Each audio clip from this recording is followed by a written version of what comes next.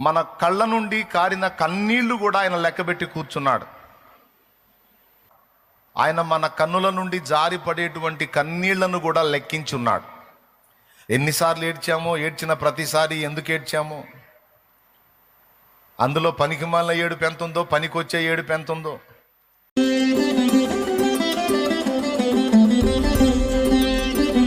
మీ తల వెంట్రుకలన్నీ లెక్కింపబడి ఉన్నవి గనుక మీరు భయపడకుడి.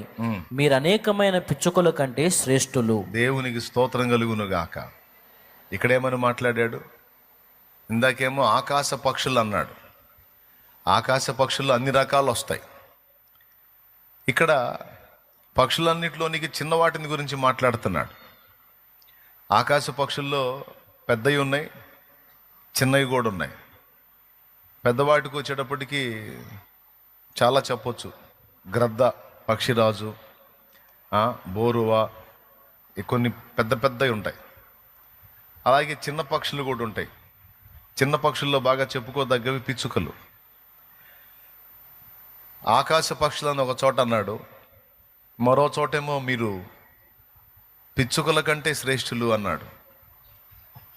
చదువు. అంటే దేవుడు పెద్ద పక్షిని గురించి ఆలోచిస్తాడు, చిన్న పక్షి అయినటువంటి పిచ్చుకను గురించి కూడా ఆలోచన చేస్తాడు. దానికి ఆహారం పెడతాడు, దీనికి కూడా ఆహారం పెడతాడు. దానికి జీవనాన్ని ఇస్తాడు, దీనికి జీవనాన్ని ఇస్తాడు. పెద్ద పక్షి, చిన్న పక్షి రెండిటికి. అలాగే ఇక్కడ మీ తల వెంట్రుకలన్నీ లెక్కింపబడి ఉన్నవి కనుక మీరు భయపడకుడి, మీరు అనేకమైన పిచ్చుకల కంటే శ్రేష్ఠులు అన్నాడు. పిచ్చుకల గురించి ఎందుకు ప్రస్తావించాడంటే పైన చదివితే, చదువు పైన, మరియు ఆత్మను చంపనేరక దేహమునే చంపువారికి భయపడకుడి గాని ఆత్మను దేహమును కూడా నరకములో నశింపజేయగలవానికి మిక్కిలి భయపడుడి.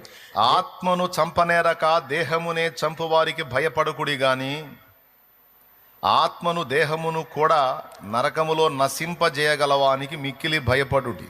రెండు పిచ్చుకలు ఈ లోకంలో మనుషులు శరీరాలను చంపుతారు.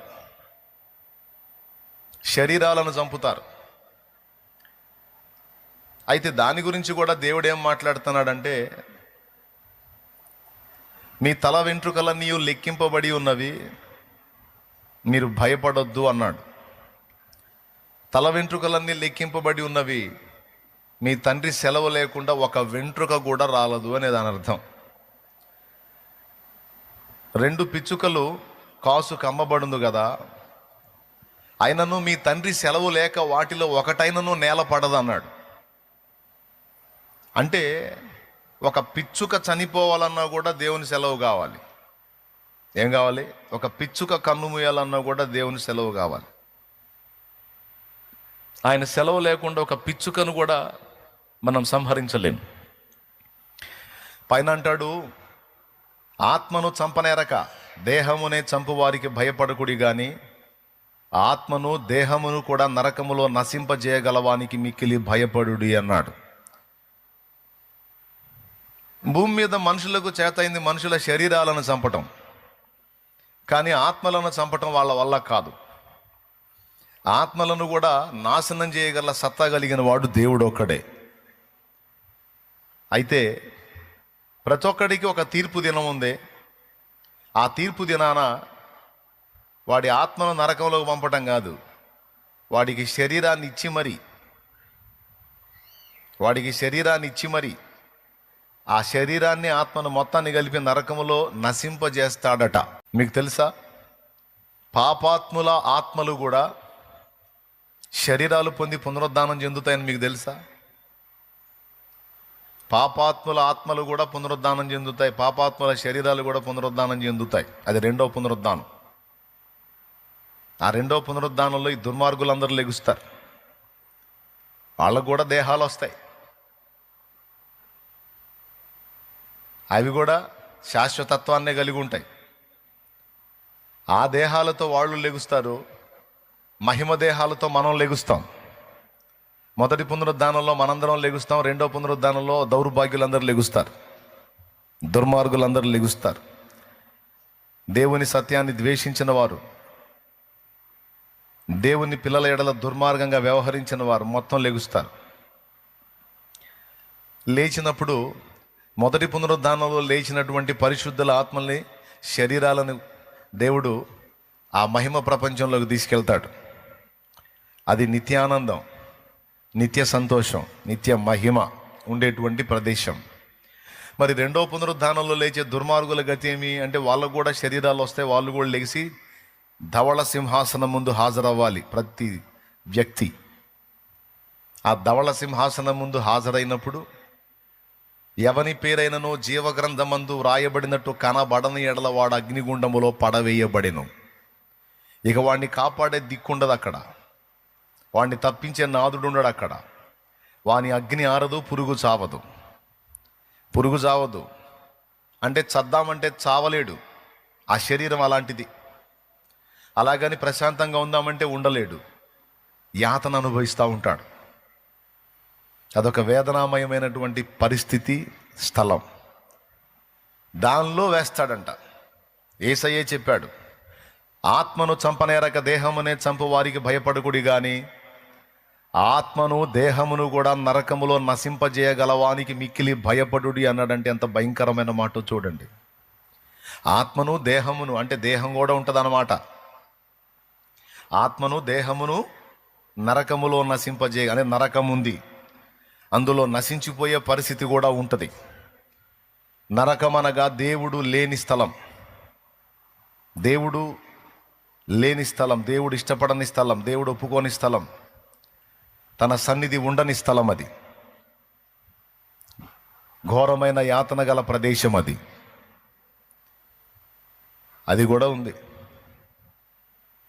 అయితే ఇక్కడ ఏమంటున్నాడంటే, పిచ్చుక ప్రాణమే నాకు విలువైందైనప్పుడు మీరు పిచ్చుక కంటే ఎంతో శ్రేష్ఠులు కదా అంటున్నాడు దేవుడు. పిచ్చుక ప్రాణమే నాకెంతో విలువైందైతే మీరు అనేకమైన పిచ్చుకల కంటే శ్రేష్ఠులు. ఒక్క పిచ్చుక పడాలంటేనే తండ్రి సెలవు కావాలి. మీకు తెలుసా, చికెన్ షాప్కి వెళ్ళి కోడిని కోసుకొచ్చుకుంటాం మనం. ఆయన సెలవు లేకుండా ఆ కోడి మనకు దక్కదు, ఆయన సెలవు అవ్వాలి. పిచ్చుక్కే సెలవు అవ్వాలంటే కోడికి మరి నిశ్చయంగా సెలవు అవ్వాలి. అలా కొంతమంది పుట్టడానికి దేవుడు సెలవిస్తున్నాడు, కొంతమందిని తిరిగి తీసుకోవడానికి దేవుడు సెలవిస్తున్నాడు. ఇక సెలవైంది ఇంకొచ్చే అంటాడు. కాబట్టి దేవుడికి భూమి మీద ఉన్న పక్షి, జలచర, సమస్త ప్రాణకోటి శ్రేష్టమైందే కానీ వీటన్నిటిలోనికి మిక్కిలి శ్రేష్టమైంది మనం అనేది మనం ఫస్ట్ గుర్తించాలి. దేవుడు ఒక అద్భుతమైన మాట అక్కడ అన్నాడు, నీ తల వెంట్రుకలన్నీ లెక్కించబడి ఉన్నవి అని. ఏనాడైనా నీ తల వెంట్రుకలు లెక్కించడానికి ట్రై చేసావా నువ్వు? స్తోత్రం చెప్పు. తడవకు అద్దం ముందుకు పోయి దువ్వెన తీసుకొని దువ్వుతూ ఉంటావు. తీసి దువ్విందే దువ్వి తిప్పలు పడతా ఉంటావు. ఎప్పుడన్నా నీ నెత్తి మీద వెంట్రుకలు ఒక్కసారన్నా లెక్క వేయడానికి ట్రై చేసావా? వేయలా. పోనీ చిన్నప్పటి నుంచి తెగ దువ్వింది కదా మీ అమ్మ, దువ్విందిగా, ఒక్కసారన్నా అమ్మ లెక్కేసిందా? పోనీ ఎప్పుడన్నా అడిగావా, మమ్మీ నేనంటే నీకు ప్రేమ కదే మమ్మీ, ఒక్కసారి జుట్టు లెక్కవే మమ్మీ అంటే ఏం చెప్పింది? ఆ తలకు పెట్టి ఒకటి బాధిద్ది. ఏందే అంటది, తల వెంట్రుకలు లెక్కే మమ్మీ అడుగు నువ్వు. ఆ తలకు పెట్టి ఒకటి బాధిద్ది. ఇక నాకేం పనులు లేవనుకున్నావా? మమ్మీ నేనంటే నీకు ఇష్టమా కాదా? ఇష్టమే. ఎంత ఇష్టం? చాలా ఇష్టం. అయితే ఒక్కసారి లెక్కే మమ్మీ. ఏంటే లెక్కేసేది? తల వెంట్రుకలు అవి లెక్కేయాలంటే ఎన్ని రోజులు పట్టిద్ది అనుకున్నావు? అన్ని పనులు మానుకొని కూర్చోవాలని ఎట్లా కుదిరిద్ది?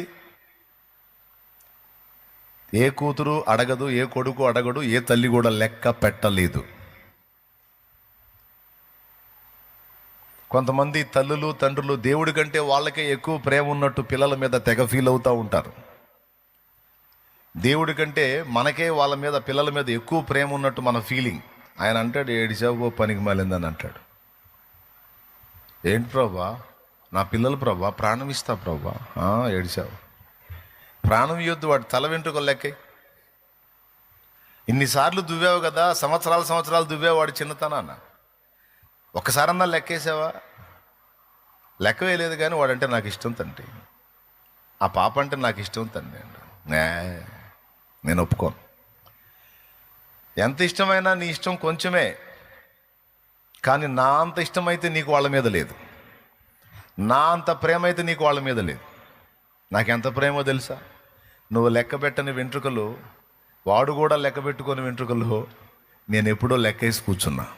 అసలు అదేం ఇంట్రెస్ట్ అండి, నాకు అర్థం కాదు. అంటే ఎంత ప్రత్యేకంగా మనల్ని చూస్తే, ఎంత ప్రేమిస్తే, ఎంత ఇంట్రెస్ట్ ఉంటే కూర్చొని జుట్టు లెక్కేసుకుంటాడండి. ఊహించలేం అసలు అది, కానీ నిజం. ఏమేమి లెక్క పెట్టాడో తెలుసా? మొత్తం లెక్కేసి కూర్చున్నాడంట. చూస్తారా ఏమేమి లెక్క పెట్టాడో? నంబర్ 1, మీ తల వెంట్రుకలన్నీ లెక్కింపబడి ఉన్నవి అన్నాడు. అంటే ఈ దరి నుంచి ఈ దరి దాకా, ముందు నుంచి వెనక దాకా మొత్తం తల వెంట్రుకలన్నీ. అంత ఇంట్రెస్ట్ మనమంటే ఆయనకి. యేసయ్య అబద్ధాలు చెప్తాడా? ఎంతమంది ఒప్పుకుంటారు యేసయ్య అబద్ధాలు చెప్తాడని? చెప్పడని ఎంతమంది ఒప్పుకుంటారు? యేసయ్య అబద్ధాలు ఆడేవాడు, ఆయన సత్యవంతుడు. దేవునికి స్తోత్రం కలుగును గాక. ఆయనే చెప్పాడు, మీ తల వెంట్రుకలు అన్నీ లెక్కింపబడి ఉన్నవి, భయపడకుడి అన్నాడు. మీ అమ్మ లెక్కే లేదు, మా అమ్మ లెక్కే లేదు. డైలాగులు మాత్రం తెగ ప్రేమ ఉన్నట్టు మాట్లాడతారు. ప్రేమ ఏం ప్రేమ, ఏం ప్రేమ లేదు. దేవుడికి ఉన్నంత ప్రేమ, దేవునికి ఉన్నంత శ్రద్ధ, దేవునికి ఉన్నంత పట్టింపు, దేవునికి ఉన్నంత ఆసక్తి, దేవుడు మనల్ని చూసేంత శ్రేష్టంగా మరి ఎవ్వరు చూడరు. ఇది నువ్వు ఒప్పుకున్నా ఒప్పుకోకపోయినా ఇది పచ్చి నిజం. ఇది నిజం. ఇంకా ఏమేం విషయాల్లో మన విషయంలో ఆయనకి ఇంట్రెస్ట్ ఉందో చూద్దాం. మన అడుగులను లెక్కేసి కూర్చున్నాడంట.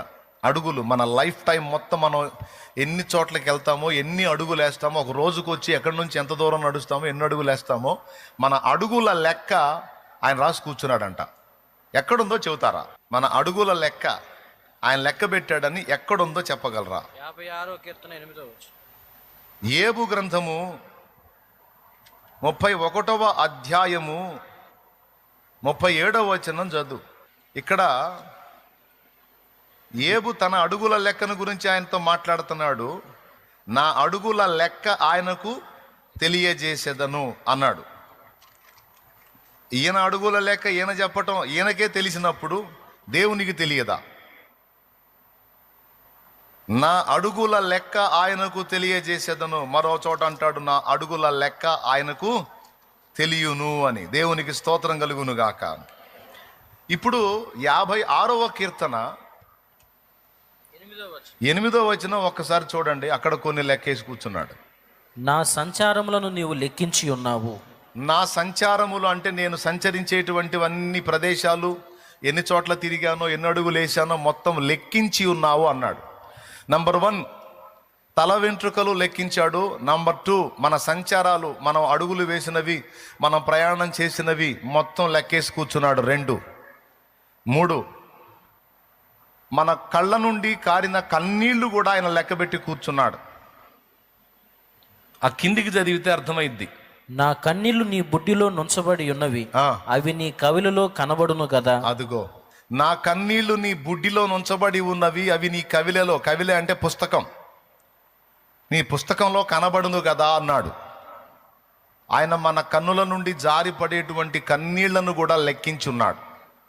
ఎన్నిసార్లు ఏడ్చామో, ఏడ్చిన ప్రతిసారి ఎందుకు ఏడ్చామో, అందులో పనికిమాలిన ఏడుపు ఎంత ఉందో, పనికొచ్చే ఏడుపు ఎంత ఉందో. సీరియళ్ళు చూసి ఏడిసేవాళ్ళు ఉన్నారు, శోకండాలు పెట్టి కొంతమంది. సినిమాలు చూసి ఏడిసేవాళ్ళు ఉన్నారు, శోకండాలు పెట్టి కొంతమంది. ఏ పనికిమాలిన ఏడుపులు అవన్నీ. అర్థమైందా? హీరో హీరోయిన్ విడిపోతే వాళ్ళిద్దరిని అటొకళ్ళు ఇటొకళ్ళు లాక్కొని పోతుంటే వీళ్ళు ఏడుతా కూర్చుంటారు. వాళ్ళిద్దరు చేసేది నటనే, కానీ ఇది ఒరిజినల్గా చూసేవాళ్ళు ఏడుతూ ఉంటారు. పనికిమాలిన ఏడుపులు, ఈ ఏడుపులు లెక్కలోకి రావు. అయినా రాసుకుంటాడు. అందులో పనికొచ్చే ఏడుపులెన్ని, పనికిరాని ఏడుపులెన్ని, ప్రతిఫలం పొందదగిన కన్నీళ్ళేవి, ప్రతిఫల శూన్యమైనటువంటి కన్నీళ్ళేవి అనేది కూడా రాసుకుంటాడు. నా కన్నీళ్ళు నీ బుడ్డిలో దాచబడి ఉన్నవి, అవి నీ కవిలలో కనబడును కదా అన్నాడు. మన కనుల నుండి జారేటువంటి కన్నీటి బిందువులు నీకు తెలియదు, కానీ దేవుడు నీ కళ్ళ నుంచి వచ్చిన కన్నీటిని అంతటిని కూడా పట్టేశాడు. నీకు తెలియదు ఆ సంగతి, ఆయన పట్టాడని. అసలు మనం భూమి మీద ఎన్ని దినాలు ఉండాలో, ఎన్ని దినాలు ఉంటామో కూడా లెక్కించాడు. 139వ కీర్తన ఒకసారి చూడండి. 139వ కీర్తన 16వ వచనం చదువు. నేను పిండమునై ఉండగా నీ కన్నులు నన్ను చూచెను. నియమింపబడిన దినములలో ఒకటైనా కాక మునుపే నా దినములన్నీయు నీ గ్రంథములో లిఖితములాయెను. చూడండి, నియమింపబడిన దినములలో ఒకటైనా కాక మునుపే నా దినములన్నీయు నీ గ్రంథములో లిఖితములాయెను. దేవునికి స్తోత్రం కలుగునుగాక. చూడండి, నా నడకను నా పడకను నీవు పరిశీలన చేసి ఉన్నావు. 3వ వచనం. నా నడకను నా పడకను నీవు పరిశీలన చేశావు. 1వ వచనం. 2వ వచనం, నేను కూర్చుండుట నేను లేచుట నీకు తెలియను. ఎన్నిసార్లు కూర్చుంటామో మన జీవితకాలం మొత్తంలో రాశాడు, ఎన్నిసార్లు లెగుస్తామో రాశాడు. ఎన్నిసార్లు మన లైఫ్ టైం మొత్తం ఎన్నిసార్లు కూర్చుంటామో తెలుసు, ఎక్కడెక్కడ కూర్చుంటామో తెలుసు. కారులో కూర్చుంటామో, బైక్ మీద కూర్చుంటామో, ఇంట్లో కూర్చుంటామో, అరుగు మీద కూర్చుంటామో, పొలంలో కూర్చుంటామో, చెట్టు కింద కూర్చుంటామో, ఎన్ని చోట్ల కూర్చుంటామో. నేను కూర్చుంటుట నేను లేచుట నీకు తెలియను. లైఫ్ టైం మొత్తం ఎన్నిసార్లు మనం కూర్చుంటామో లెగుస్తామో దేవుడు లెక్కబెట్టి కూర్చున్నాడు. ఎన్ని రోజులు మనం భూమి మీద ఉండాలో ఉంటామో లెక్కబెట్టి కూర్చున్నాడు. ఎన్నిసార్లు ఏడ్చామో, ఏడ్చిన ప్రతిసారి ఎందుకు ఏడ్చామో, ఏడ్చిన ప్రతిసారి ఎన్ని కన్నీళ్ళు వచ్చినాయో లెక్కబెట్టి కూర్చున్నాడు.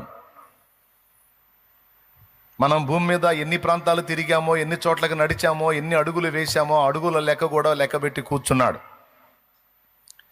ఏబు గ్రంథంలోనే అంటాడు, నా అడుగులను నీవు లెక్కించి ఉన్నావు అని.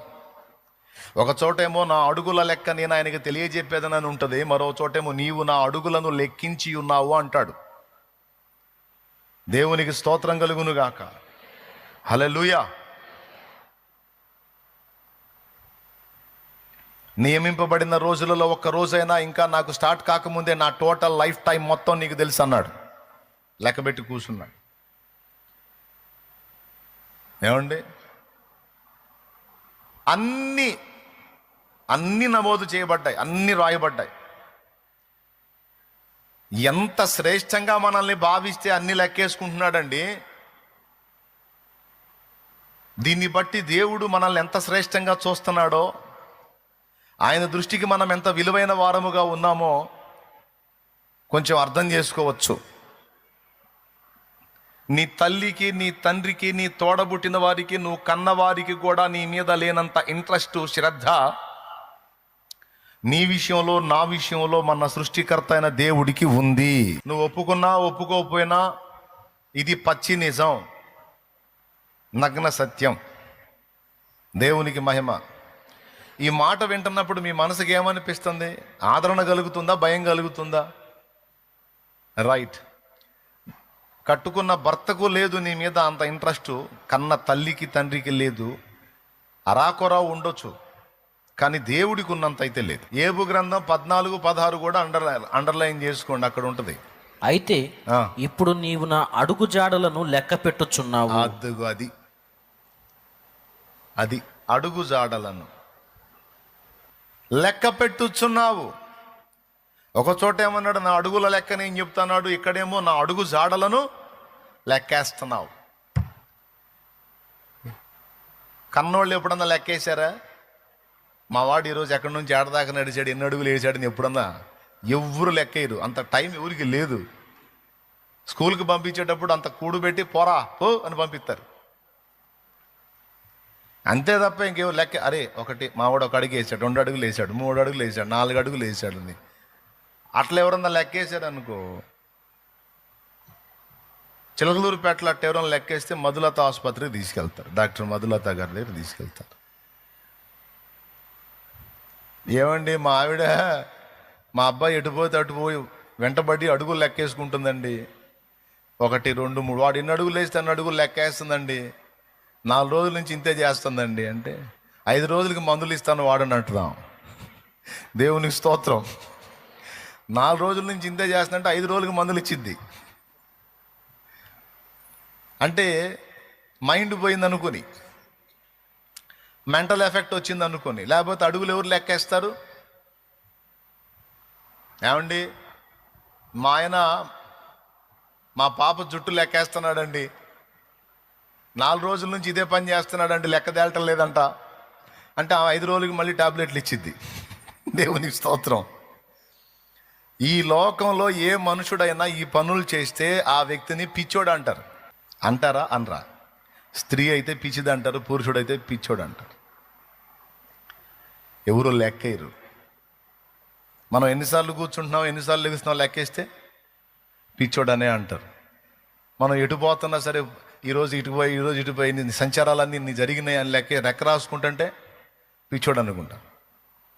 కానీ మీకు తెలుసా, మన మీద ఉన్న ఆయన ప్రేమ ఎలాంటిదంటే, ఈ లోకంలో ఆ పనులు చేస్తే ఆ వ్యక్తిని పిచ్చోడు అంటారు, కానీ ఆ పిచ్చి మహారాజు మన కోసం నిజంగా ఎంత పిచ్చో చూడండి. ఎంత పిచ్చి ఆయనకి. కానీ మనమేమో ఆయన పట్టించుకోడు, ఆయన అసలు కనిపెట్టట్లేదు, ఆయన చూడట్లేదు, ఆయన ఆలోచించట్లేదు అని అనుకుంటాం. ఇప్పుడు నీ కళ్ళలోంచి కన్నీళ్ళు వస్తుంటే మేము వెంటనే నోట్బుక్ తీసుకొచ్చి పడ్డ డ్రాప్ వల్ల 1, 2, 3, ఈ కంట్లోంచి ఎన్ని వచ్చినాయి, 4, 5 అని రాసుకుంటుంది అనుకో, నీకేమనిపించిద్ది? ఇంకాస్త ఏడుపు వచ్చిద్ది. అమ్మా, నా ఏడుపు నీకు వెటకారంగా ఉందా? నా కన్నీటిని లెక్క రాసుకుంటున్నావా? ఏమొచ్చింది నీకని ఇంకా కాస్త ఏడుస్తావు. కానీ ఇదే పని ఆయన చేశాడు. ఒక దేవుని బిడ్డగా సరైన హేతువును బట్టి నువ్వు కార్చే కన్నీరు డైరెక్ట్గా పోయి ఆయన పాదాల మీద పడతాను. అందుకు ఆ పాట పాడుకుంది, కన్నుల జారిన కన్నీళ్లు తడిపెను దేవుని పాదాలు. ఇది వాస్తవం, ఏదో ఊహాగానం కాదు అది. ఇట్లాగా మన అన్ని విషయాలలో ప్రతి దానిలో లెక్కగట్టున్నాడు. మన నోటితో ఎన్ని మాటలు మాట్లాడుతున్నామో కూడా లెక్క రాసుకుంటున్నాడు. అందులో పనికి మాలిన మాటలెన్నో, పనికొచ్చే మాటలెన్నో కూడా రాసుకుంటున్నాడు. పోసుకోలు మాటలెన్నో, డబల్ మీనింగ్ మాటలెన్నో, సింగిల్ మీనింగ్ మాటలెన్నో మొత్తం రాసుకుంటున్నాడు. మొత్తం లెక్క. దేవుడు ఏది చేసినా లెక్కతోనే చేస్తాడని గుర్తుపెట్టుకోవాలి మనం.